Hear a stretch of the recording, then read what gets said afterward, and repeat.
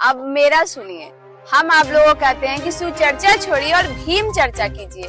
और भीम चर्चा करने से क्या क्या फायदे हैं अब मैं आपको बताती हूँ। आप मेरे गुरु हैं। आप मेरे गुरु हैं। इतना दया कर दीजिए, इतना दया कीजिए। इतना दया कर दीजिए। ए दीदी, ममता दीदी अलथिन उनका शिष्य बना लिए। बैठू ममता दीदी शिव गुरु के चर्चा में। दीदी 3 सूत्र के पालन कर लो। इसमें क्या क्या करना होता है? ये में ये करना है, शिव गुरु के गुरु मानना है, 3 सूत्र के पालन करना है। पहला में दया मांगना है, दूसरा में चर्चा करना है, तीसरा में 108 नमः शिवाय से। तो इससे क्या फायदा होता है? फायदा यह है, आत्मा के शांति मिलता है, एक रूपी सुख मिलता है। दूसरा का क्या होता है फायदा? अच्छा, अब मेरा सुनिए, हम आप लोगों को कहते हैं कि सुचर्चा छोड़िए और भीम चर्चा कीजिए। और भीम चर्चा करने से क्या क्या फायदे हैं अब मैं आपको बताती हूँ। चलिए आप जगह बदलिए।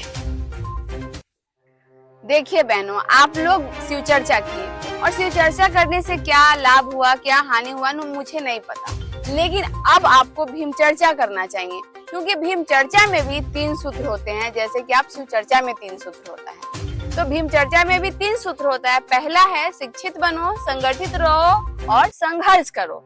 अगर आप और आपके बच्चे शिक्षित होते हैं, पढ़ते लिखते हैं, तो जज बनेंगे, कलेक्टर बनेंगे, ऑफिसर बनेंगे, और उसके बाद आपका जो ये फूस जैसा घर है ये महल बन सकता है।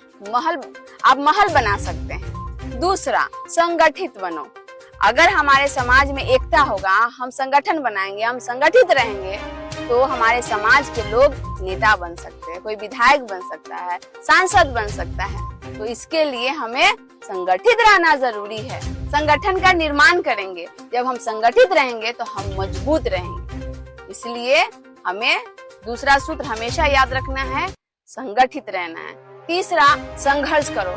संगठन के माध्यम से अगर हम संघर्ष करेंगे, हम संसद की ओर जा सकते हैं। संघर्ष करेंगे तो हमारे बच्चे मुख्यमंत्री, प्रधानमंत्री, गृह मंत्री सब कुछ बन सकते हैं।